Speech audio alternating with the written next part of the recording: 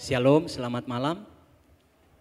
Puji Tuhan, malam ini malam yang penuh dengan sukacita karena kita boleh bersama-sama keluarga besar Unlimited Church boleh merayakan kelahiran Tuhan Yesus 2000 lebih tahun yang lalu. Dan kita kembali mengingat betapa besar kasih Tuhan dalam kehidupan kita. Spesial malam hari ini kita dilayani oleh youth dan anak-anak sekolah minggu. Saya minta kita tepuk tangan, berikan apresiasi buat mereka, luar biasa. Puji-pujian yang indah, drama yang luar biasa, tari-tarian memberikan kepada kita sebuah sukacita, gairah dalam kita menyembah Tuhan. Nah, Bapak Ibu Saudara yang kekasih di dalam Yesus Kristus, mari kita buka Alkitab kita bersama-sama di dalam Yesaya 9 ayat 5 dan ayat yang ke-6. Firman Tuhan berkata kepada kita, sebab seorang anak telah lahir untuk kita. Seorang putra telah diberikan untuk kita. Lambang pemerintahan ada di atas bahunya. Dan namanya disebut orang penasehat ajaib. Allah yang perkasa, Bapa yang kekal, Raja damai. Besar kekuasaannya dan damai sejahtera tidak akan berkesudahan di atas takhta Daud dan di dalam kerajaannya. Karena ia mendasarkan dan mengokohkannya dengan keadilan dan kebenaran dari sekarang sampai selama-lamanya. Kecemburuan Tuhan semesta alam akan melakukan hal ini. Bapak Ibu Saudara yang saya kasihi di dalam Yesus Kristus, tema Natal kita tahun ini adalah King of Peace, Raja Damai. Mari bilang samping kiri kanan saudara, Raja Damai telah lahir. Puji Tuhan. Nah, Bapak Ibu, ayat yang baru kita baca adalah sebuah nubuatan Yesaya. Dan sebagai bentuk firman Tuhan yang disampaikan kepada bangsa Israel, khususnya kepada Raja Ahaz sebagai Raja Yehuda pada waktu itu. Nubuatan ini atau firman Tuhan ini terjadi 700 tahun lebih sebelum Yesus lahir. Nah, saudara, firman Tuhan ini bukan saja nubuatan, tetapi sebuah penguatan kepada Raja Ahaz yang waktu itu sedang ada di dalam keadaan yang sangat sulit, yang sangat berat. Oleh karena Raja Ahaz sedang menghadapi peperangan yang luar biasa, di mana saudaraku yang kekasih, kerajaan Yehuda akan diserang oleh kerajaan Israel dan kerajaan Aram. Jadi ada dua kerajaan besar yang bersekutu untuk menghancurkan kerajaan Yehuda yang dipimpin oleh Raja Ahaz. Nabi Yesaya diutus Tuhan untuk menguatkan mereka agar Ahaz menaruh percaya kepada Tuhan di tengah-tengah peperangan yang sedang dihadapi. Tetapi yang terjadi saudara sebaliknya. Raja Ahaz tidak percaya kepada perintah Tuhan, firman Tuhan. Dia malah meminta bantuan kepada Raja Asyur. Dan saudaraku yang kekasih, Raja Ahaz adalah keturunan terakhir dari keturunan Raja Daud. Nah, saudaraku yang kekasih di dalam Yesus Kristus, kita lihat ayat ini. Di situ dikatakan, saya akan baca sekali lagi pada bahagian yang kalimat yang kedua. Dan namanya disebut orang, penasehat ajaib, Allah yang perkasa, Bapa yang kekal, Raja Damai. Nah, kalau saudara perhatikan, setiap kata raja di dalam bahasa Ibrani itu melek. Berasal dari kata melek. Sedangkan damai itu adalah shalom. Jadi melek shalom, raja damai. Tetapi saudara, ternyata kata raja pada bahagian ini tidak memakai kata melek. Ya, kita belajar sedikit saudaraku. Memakai kata sar shalom. Kata sar ini bukan raja, tapi kata sar adalah prince. Itu sebabnya di dalam terjemahan King James, terjemahan contemporary English version dan semua terjemahan bahasa Inggris, bukan King of Peace, tetapi the Prince of Peace. Pangeran damai. Nah, mengapa saudara dikatakan pangeran damai? Karena khusus pada kalimat ini menyoroti tentang siapa Yesus. Bahwa Yesus itu adalah seorang anak. Kalau dia pangeran, berarti ada bapaknya yang menjadi raja. Sehingga saudaraku yang kekasih, dipakai the Prince of Peace, pangeran damai. Tetapi apakah Yesus bukan raja? Yesus tetap menjadi raja. Yesus adalah raja. Itu sebabnya dikatakan di kalimat sebelumnya, lambang pemerintahan ada di bahunya. Dan kemudian di ayat yang ke-6, di situ dikatakan saudaraku, bahwa di atas takhta Daud dan di dalam kerajaannya, itu menunjukkan bahwa Yesus juga adalah seorang raja. Nah saudara, mengapa kita merenungkan tentang damai? Mengapa Yesus adalah Raja Damai atau the Prince of Peace? Dia datang membawa damai. Karena saya dan saudara membutuhkan damai. Bilang, katakan, saya butuh damai. Saudara, hari-hari ke depan tidak akan jadi lebih baik. Saya seringkali di mimbar ini mengingatkan seluruh jemaat Tuhan bahwa kondisi kita di tahun-tahun yang akan datang akan semakin lebih sulit daripada hari-hari ini. Dan saudara, kondisi-kondisi dan keadaan kita akan menimbulkan ketidaktenangan, kecemasan, ketakutan, keputusasaan, depresi, tekanan yang berat. Sehingga rasa damai itu akan hilang dari hidup kita. Dunia ini berusaha menciptakan damai, tetapi apa yang terjadi? Justru dalam menciptakan damai terjadi yang namanya peperangan. Kita tahu sendiri peperangan antara Rusia dan Ukraina. Mereka berusaha menciptakan damai di negaranya, melindungi negaranya. Tetapi yang dilakukan ialah merusak, menghancurkan, dan menimbulkan ketidakdamaian kepada negara yang lain.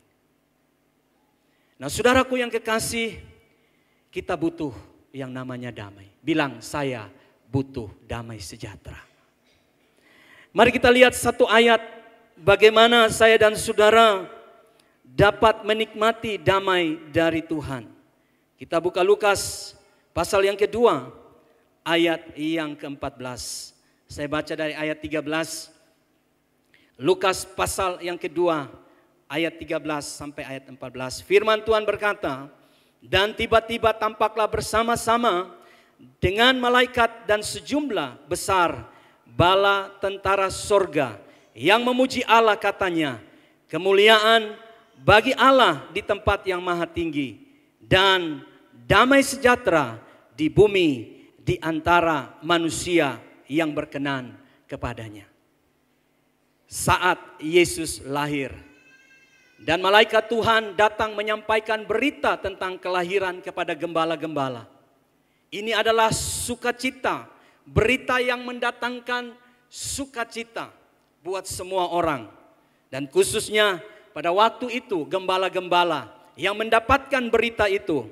Dan malaikat-malaikat memuji Allah dan berkata, kemuliaan bagi Allah di tempat yang maha tinggi dan damai sejahtera di bumi di antara manusia yang berkenan kepadanya. Itu berarti bahwa Yesus lahir sebagai Raja Damai, membawa damai dan meninggalkan damainya kepada saya dan saudara, orang-orang yang hidupnya berkenan kepada Tuhan. Nah saudara, hari ini saya mau membagikan kepada saudara 3 hal saja secara cepat. Bagaimana saya dan saudara menjadi orang-orang yang berkenan kepada Tuhan. Pak Pendeta, saya ini orang berdosa.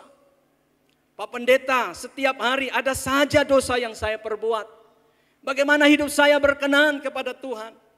Bagaimana saya mendapatkan damai dari Yesus? Saudara, Tuhan justru datang bukan untuk orang benar. Amin.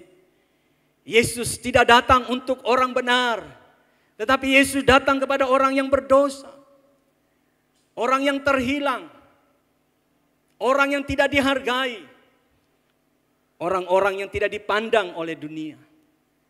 Dia datang untuk membawa kita kembali menjadi orang-orang yang berkenan kepada Tuhan. Yang pertama saudara, supaya saudara hidup damai. Mulai tahun ini dan tahun yang akan kita jalani. Orang mau bilang apa tahun depan? Saya mau bilang hari ini saudara. Saya dan saudara, dengar baik.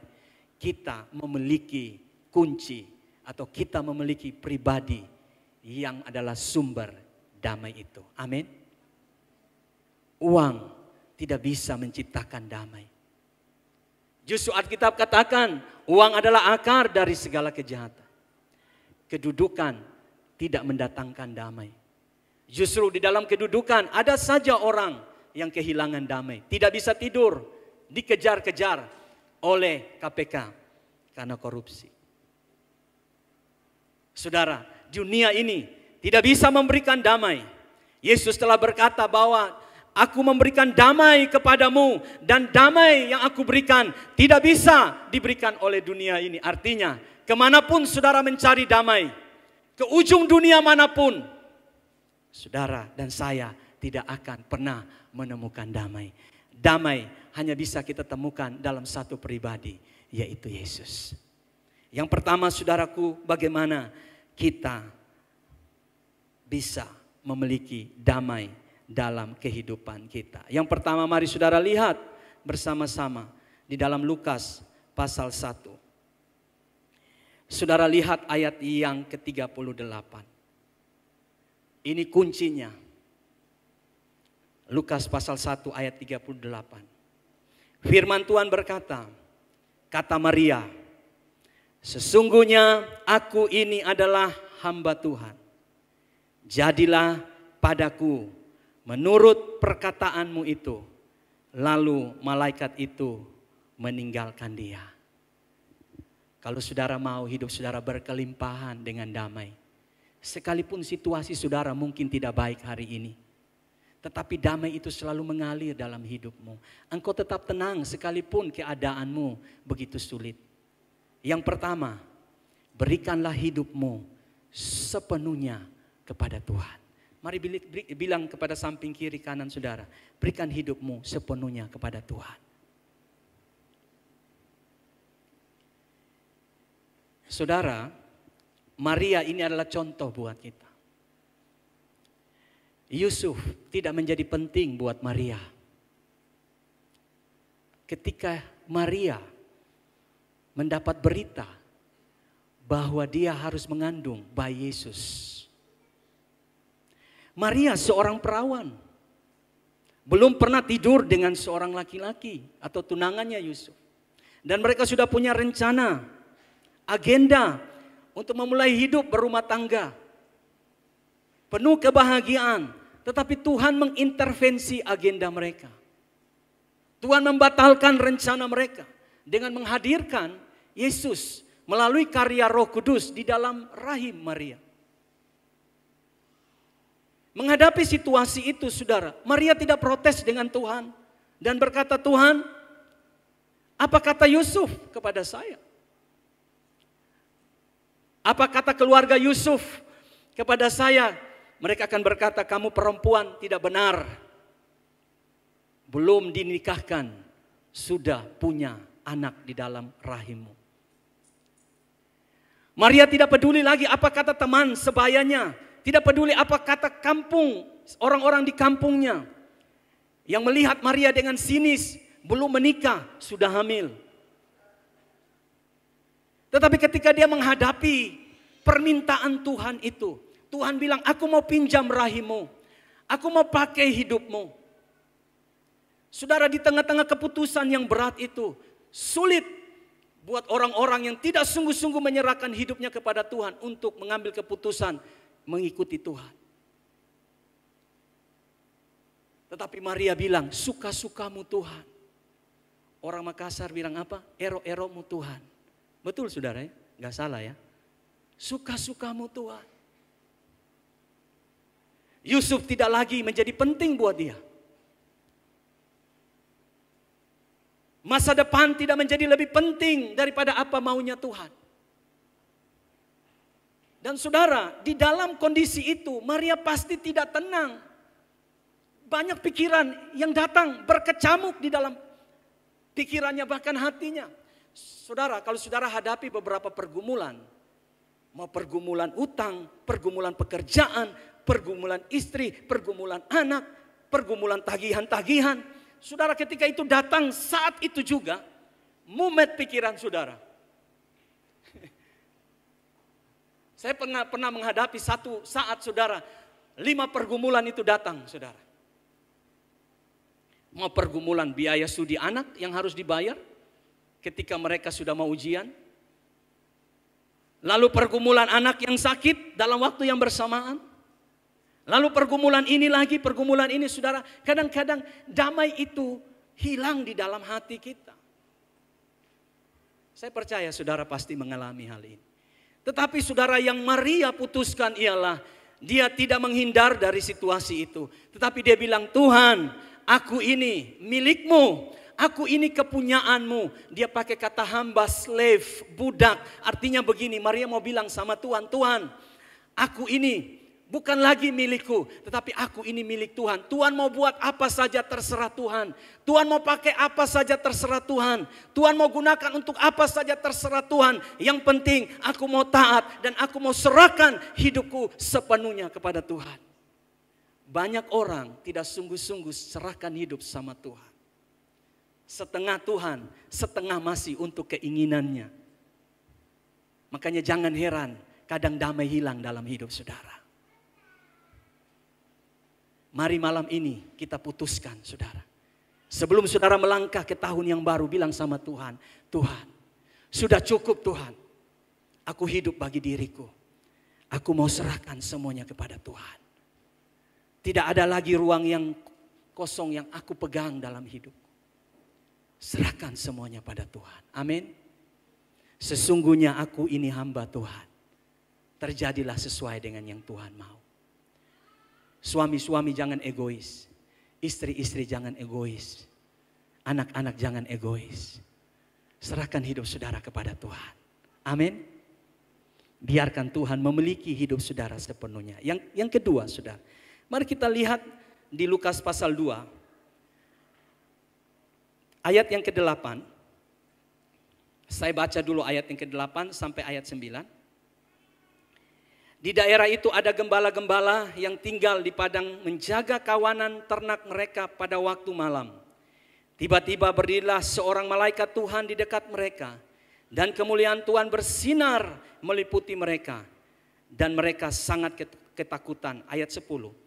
Lalu kata malaikat itu kepada mereka, jangan takut, sebab sesungguhnya aku memberitakan kepadamu kesukaan besar untuk seluruh bangsa.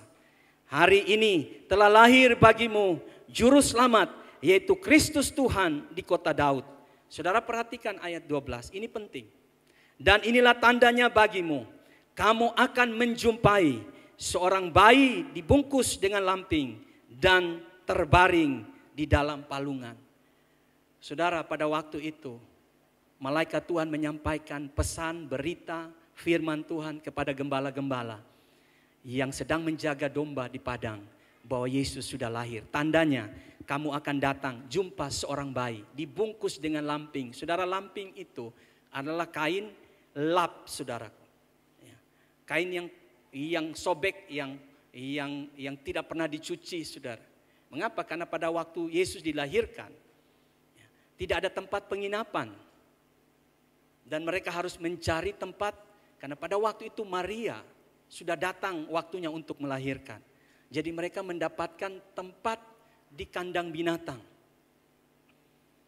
Jadi Yesus lahir di tempat yang sederhana, bukan di istana. Dibungkus dengan lamping di dalam palungan. Palungan itu, saudara, tempat makan binatang. Jadi makanannya ditaruh di palungan itu. Yesus lahir dalam kondisi seperti itu. Di tempat yang hina, tapi dia tidak hina. Amin. Amin, saudara. Yesus lahir di tempat yang hina, tapi Yesus tidak hina. Saudara mungkin dihinakan orang, tapi saudara tidak hina. Amin. Saudara mungkin dikata-katain orang, tetapi percayalah saudara berharga di mata Tuhan. Amin. Kita anak Tuhan, beda kelas tuh dengan orang-orang, saudara. Kita tahu bahwa kita adalah orang-orang yang berharga. Amin. Nah, saudara, kemudian dia kasih tanda. Dan apa yang terjadi? Kita lompat ke ayat 15. Ini penting, saudara, perhatikan. Ayat 15 berkata, setelah mereka dapat pesan itu, malaikat-malaikat itu meninggalkan mereka dan kembali ke surga. Gembala-gembala itu berkata seorang kepada yang lain, mari kita pergi ke Betlehem untuk melihat apa yang terjadi di sana, seperti yang diberitahukan Tuhan kepada kita. Ayat 16, lalu mereka cepat-cepat berangkat dan saudara lihat, beda dengan pesan malaikat? Tidak. Sama, mereka menjumpai Maria dan Yusuf dan bayi itu yang sedang berbaring di dalam palungan. Yang kedua, kalau saya dan saudara ingin dipenuhi oleh damai, Tuhan, damai itu mengalir. Yang kedua, saudara harus benar-benar percaya kepada apa kata firman dalam kehidupan saudara. Gembala-gembala, mereka percaya apa kata firman yang disampaikan oleh malaikat. Lalu mereka cepat-cepat ingin pergi membuktikan firman yang disampaikan. Dan betul, apa yang dikatakan oleh Tuhan, itu terjadi di dalam kehidupan mereka. Saya mau bilang kepada saudara, kadang kita seringkali kehilangan damai sejahtera. Karena kita lebih mendengarkan apa kata dunia daripada apa kata firman. Amin. Kamu tahu tidak bahwa harga sembako itu naik, harga BBM naik, semua pada naik. Aduh, bagaimana kita? Usaha ini kurang berjalan baik, pendapatan kurang, mahasiswa-mahasiswa kiriman mulai dikurangi oleh orang tua. Saudara, hari ini saya mau katakan kepada saudara, jika saudara ingin penuh dengan damai, percaya apa kata firman. Saudara, Tuhan tidak pernah berkata dan dia tidak sanggup menggenapinya. Manusia bisa berjanji kepada saudara, tetapi dia bisa melupakan saat itu juga. Kalau saudara orang yang tidak penting, maka dia berkata, nanti saja saya akan penuhi janji saya. Orang tua bisa berjanji kepada anak, bahkan suami bisa berjanji kepada istri, tetapi bisa melupakan janjinya. Tetapi hari ini saya mau bilang kepada saudara, saudara lihat ke depan, itu gelap. Artinya saudara tidak tahu apa yang terjadi dengan bisnismu, keluargamu, anak-anakmu, studimu, pasangan hidupmu, apa yang akan terjadi ke depan. Tetapi saya mau bilang kepada saudara, ketika saudara pegang kata firman Tuhan, maka saudara pastikan bahwa setiap apa yang dikatakan oleh firman Tuhan pasti terjadi dalam hidup saudara. Amin. Kalau dia bilang dia menyertai saudara, dia pasti sertai saudara. Sebab yang lahir itu namanya apa saudara? Immanuel. Yang berarti Allah beserta kita. Kalau Tuhan yang sertai kita, siapa yang bisa berani mengganggu kita, saudara? Persoalannya banyak orang Kristen berjalan tanpa Tuhan. Persoalannya banyak anak Tuhan berjalan tanpa Tuhan. Dia pikir dia pintar, dia pikir dia punya pengalaman, dia pikir dia bisa, dia meninggalkan Tuhan. Dan dia berusaha berjalan dengan kekuatannya. Dan apa yang terjadi saudara? Banyak anak Tuhan yang jatuh. Yang akhirnya kehilangan damai. Rumah tangganya berantakan. Terjadi percocokan, pertikaian antara suami istri, orang tua dan anak. Hubungan tidak baik. Mengapa? Karena meninggalkan apa yang dikatakan oleh Raja Damai. Saudara, ada satu kisah. Di Afrika, saudara, seorang anak yang mulai bertumbuh menjadi remaja, itu ada tes yang dilakukan supaya mentalnya kuat. Nah, tesnya apa, saudara? Tesnya ialah anak itu akan diikat di tengah hutan dan dibiarkan sampai pagi di tengah hutan. Nah, saudara, ada seorang bapak yang anaknya mulai bertumbuh menjadi remaja. Mengapa harus dilakukan tes itu? Karena di Afrika medannya berat, saudara. Ya. Jadi anak ini kemudian dibawa oleh orang tua. Anak ini sudah tahu. Tetapi saudara, dalam langkah dia menuju ke hutan itu, saudara, dia mulai merinding, ketakutan.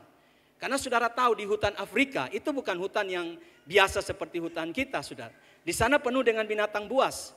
Ada harimau, ada serigala, ada ular yang berbisa. Nah, saudaraku yang kekasih, kemudian anak ini mulai menggigil ketakutan. Tetapi mau tidak mau, saudara, ayahnya harus tes dia. Apakah dia lolos atau tidak. Nah, kemudian saudara, anak ini sampai pada tempat dan bapaknya kemudian mengikat dia. Dan kemudian malam mulai tiba. Jam 7 masih biasa, saudara. Masuk jam 9 dia mulai dengar lolongan serigala.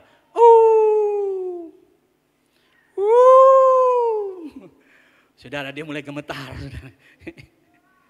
Saudara yang dengar piring bunyi saja, sendok jatuh saja, saudara mulai, ada setan. Saudara lari. Ya kan? Air tiba-tiba keran air jalan sendiri, saudara. Saudara sudah takut. Pak, tolong cek dulu, apa itu? Saudara lewat kuburan, ada yang berani? Lewat kuburan, saudara mulai merinding, saudara. Orang tua dulu bilang di kuburan itu banyak setan. Jadi saudara percaya ketika lewat kuburan ada setan. Dan saudara tidak ada apa-apa, tapi saudara mulai jalan dalam ketakutan. Lalu mulai berdoa. Mulai nyanyi. Dalam nama Yesus, dalam nama Yesus, dalam nama Yesus.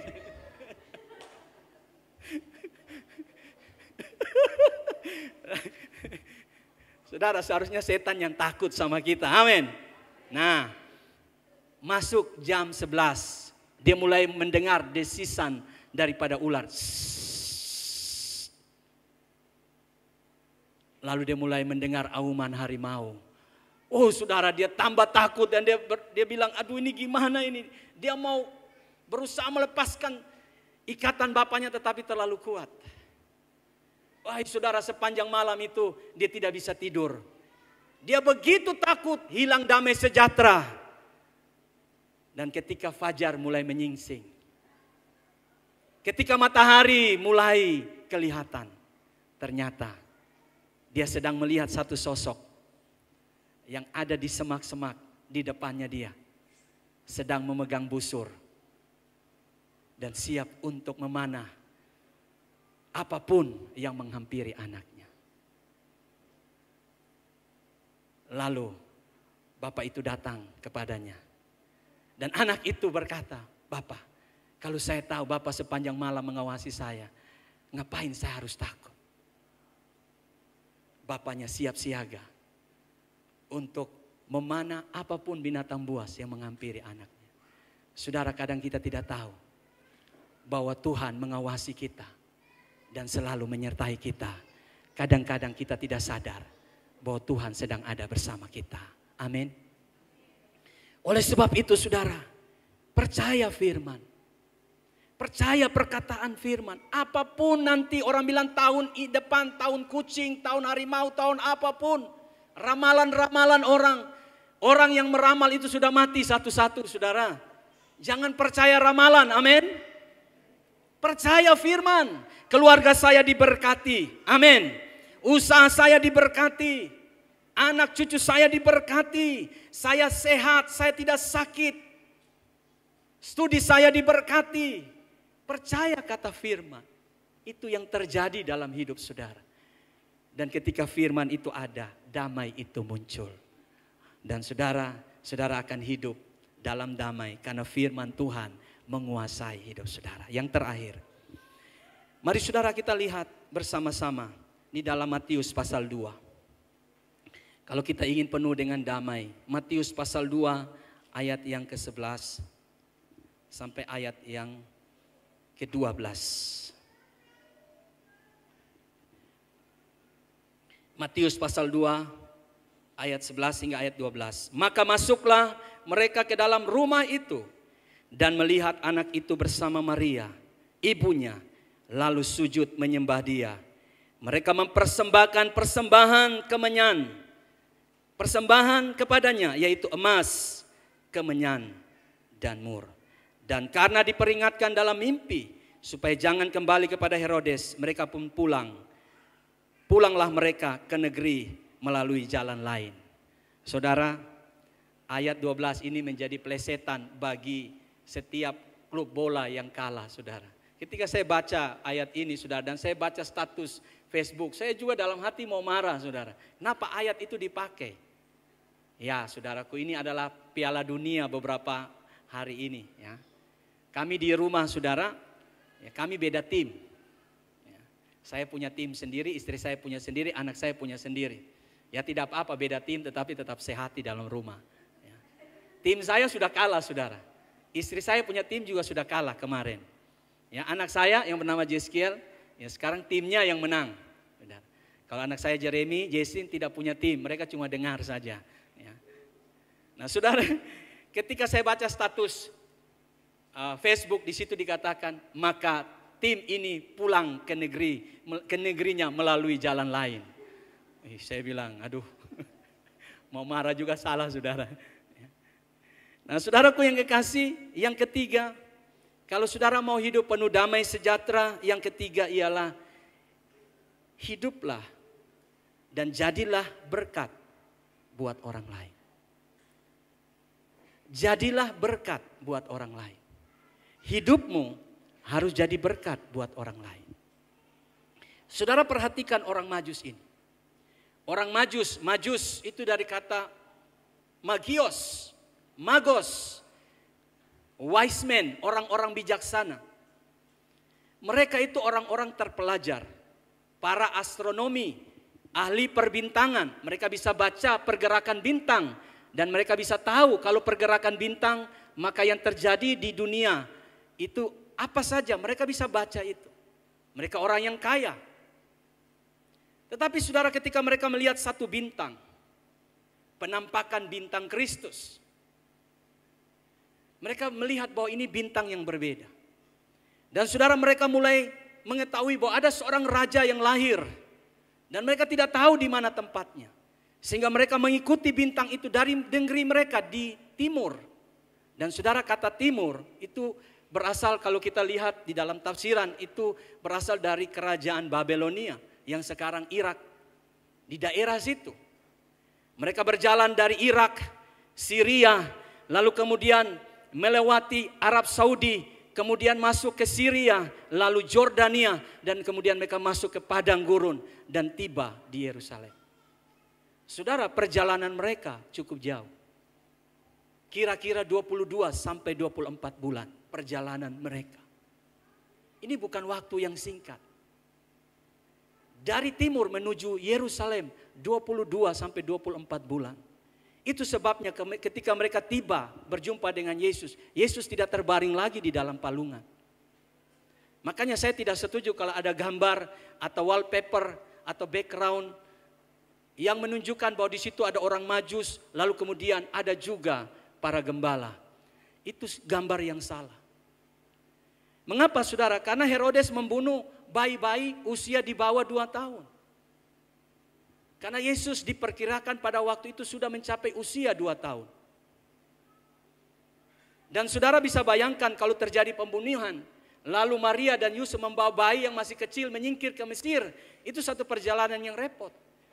Tetapi kalau sudah usia hampir 2 tahun, itu akan memudahkan dan Tuhan tahu itu. Dan saudara, perjalanan yang cukup jauh, Tetapi mereka lewati rintangan itu hanya untuk bertemu dengan seorang anak 2 tahun. Seorang anak 2 tahun, coba saudara bayangkan. Mereka tidak kenal siapa anak ini, yang mereka tahu hanya seorang raja. Itu sebabnya ketika mereka datang ke Yerusalem, Yerusalem itu gempar. Herodes sendiri tidak tahu. Herodes bilang, kok ada orang yang lahir, seorang raja di dalam istanaku, di kerajaanku, aku tidak tahu. Dia panggil semua ahli Taurat untuk mencari tahu, meminta bantuan mereka. Dan ternyata di Mika 5 ayat 1 telah tercatat bahwa di Bethlehem, di tanah Efrata akan lahir seorang raja. Dan kemudian bintang itu menuntun mereka dari Yerusalem menuju ke Bethlehem. Dan sampai di situ mereka tidak datang dengan tangan hampa. Mereka bawa emas, kemenyan, dan mur. Saudara bayangkan perjalanan yang begitu jauh. Tantangan yang begitu berat. Mereka lewati berbagai pergumulan.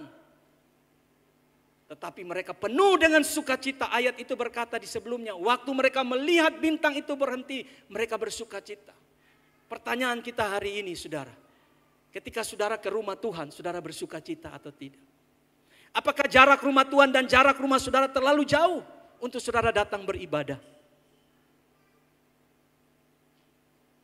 22 bulan loh saudara orang Majus berjalan. Tidak pakai Innova, tidak pakai Fortuner, pakai onta saudara. Dan mereka datang tidak dengan tangan hampa. Mereka tahu, mereka sangat hormat terhadap bayi Yesus yang lahir. Mereka mempersembahkan persembahan yang berkenan. Emas berbicara bahwa Yesus adalah raja.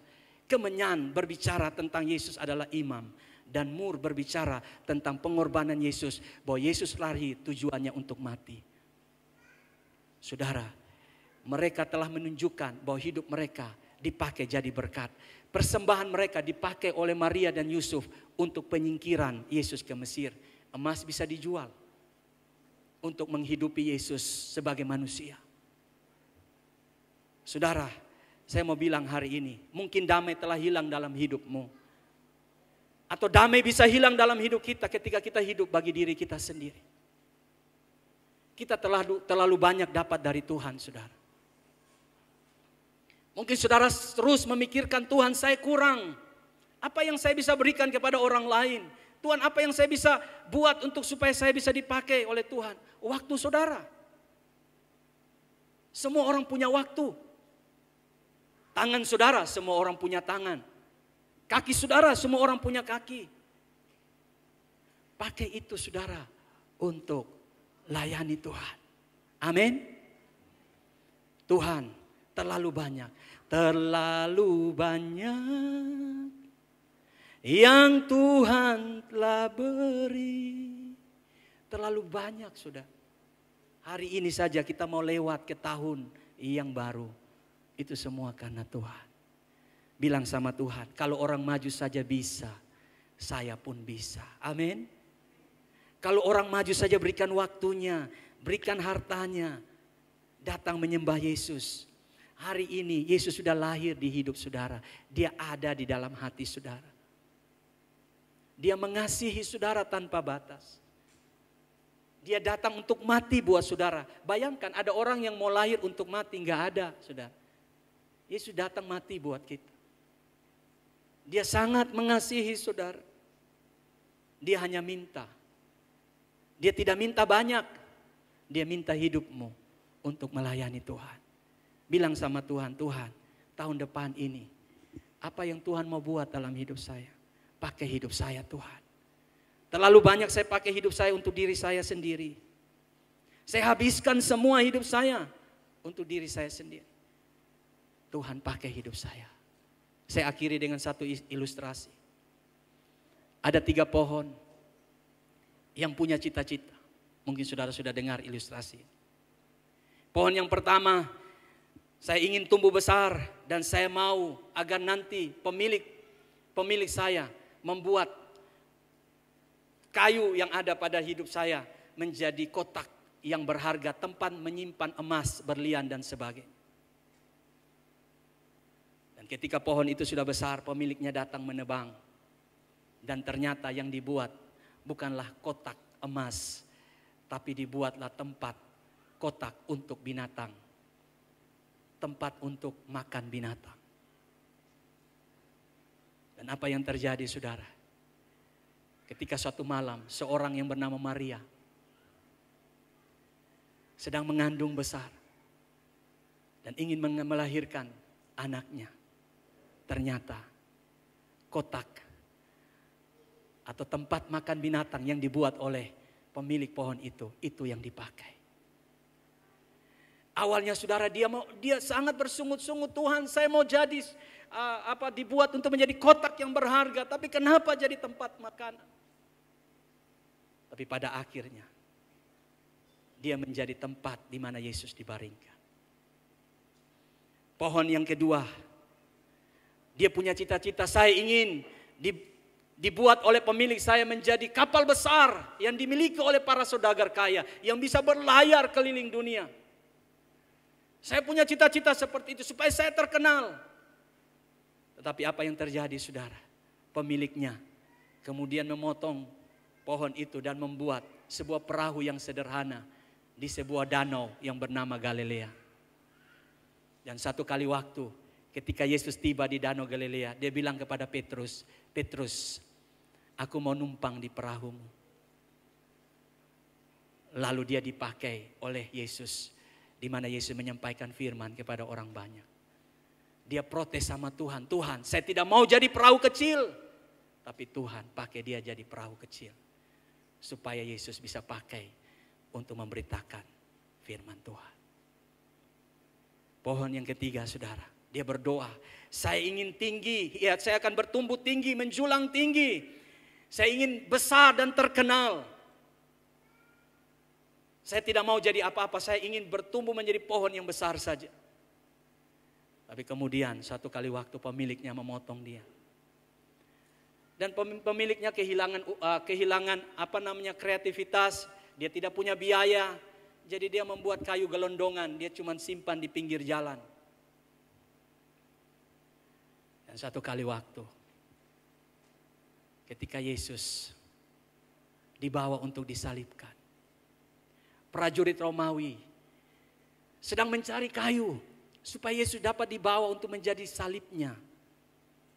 Dan ketika dia prajurit melihat ada gelondongan kayu di situ, lalu mengambil kayu itu dan memikulkan ke bahu Yesus. Dan kayu itu yang tadi punya mimpi jadi kayu yang besar, dia menjadi salib buat Tuhan Yesus. Kadang-kadang saudara punya mimpi, saudara punya rencana. Tapi hari ini biarkan rencana Tuhan yang terjadi dalam hidup saudara. Amin. Rencana Tuhan yang terbaik buat saudara.